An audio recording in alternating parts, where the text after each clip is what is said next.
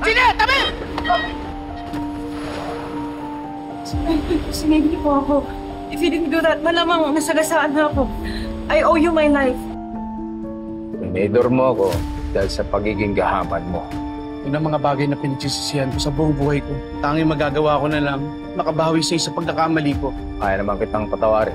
Huwag ka lang aasa na tatanggapin kita. Parang basketball, game over na tayo. Tay, sino yung mga lalaki na yan? Kilala niyo ba sila? Tay, sabihin na natin sa kanila yung totoo.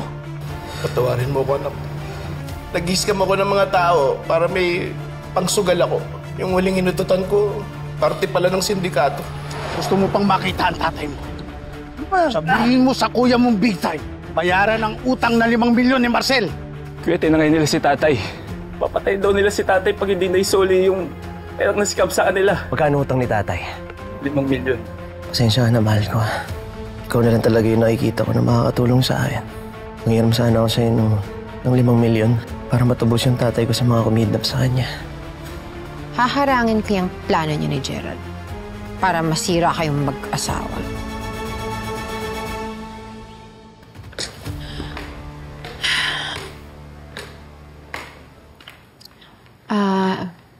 Love?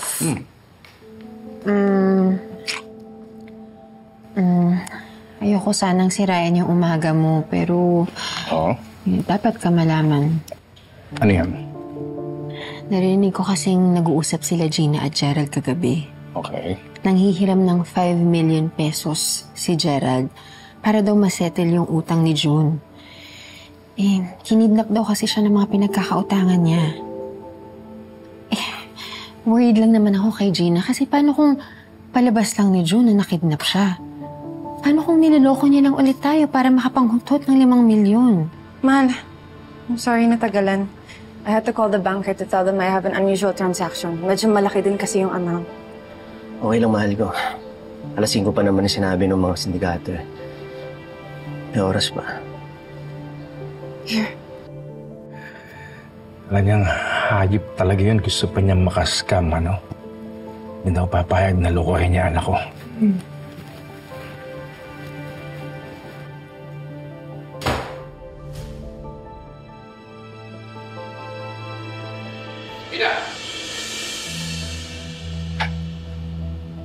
Ano na naman ang ginagawa mo? Wala ka ba sa isip mo? Pagkatapos ng lahat ng kasamaang ginawa ng biyenan mo sa'yo, sa ating lahat, magbibigay ka pa ng pera? Dad, mas komplikado na ang sitwasyon ngayon. Pag di natin binayaran ang utang ni Tatay Marcel, baka patayin siya ng mga nag-abduct sa kanya. Paano ka naman nakakasiguro na kinidnap nga siya? Baka gawa-gawa niya lang yun. Dad, alam kong hirap na kayo magtiwala sa tatay ko ngayon. Pero nasa panganib po talaga siya. Gerald, I'm sorry. Manugang na kita ngayon. Pero hindi ako papayag na mabigay si Gina ng kahit na anong halaga sa pagluloko ng tatay mo. Maghanap ka na lang sa iba. Dad, pera ko naman ang gagamitin ko. I can do what I want with my own money. Mag-isip ka nga na mabuti, Gina. Pwede mong ibigay ang pera niya sa anak mo. Anong gusto mong mangyari? Gusto mo bang mawala na lang parang bula yung perang kinita mo? Dahil sa panluloko sa'yo ng biyanan mo?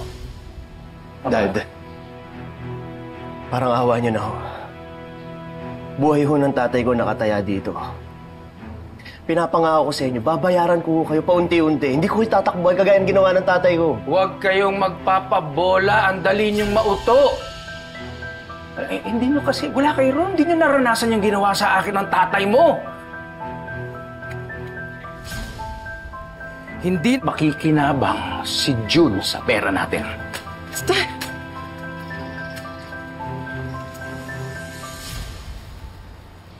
Dad, naiintindihan ko ang galit mo kay Tatay Marcel.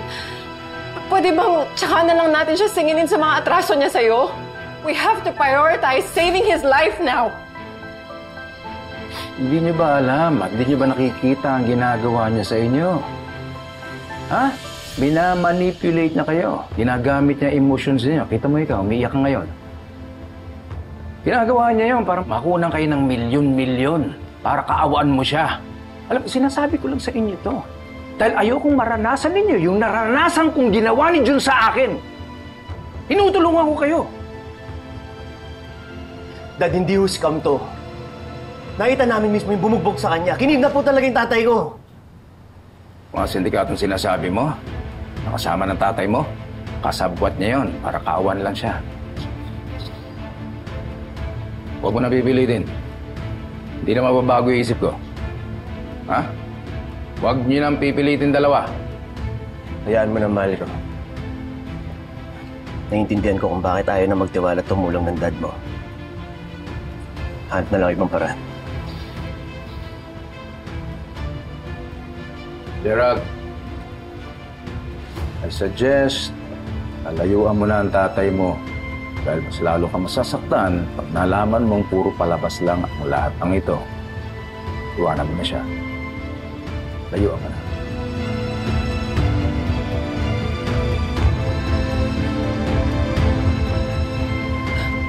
Mal!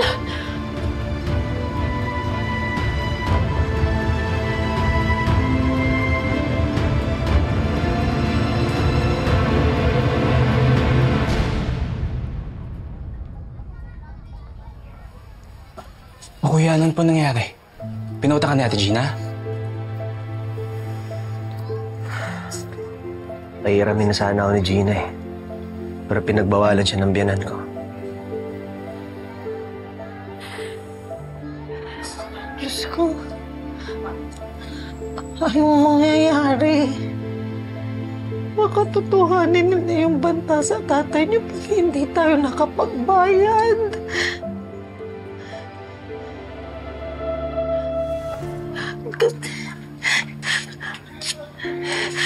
Kasalanan ko to eh. Kung sana hindi ko kayo pinagtabuyan ni Marcel, ligtas sana ang tatay niyo ngayon.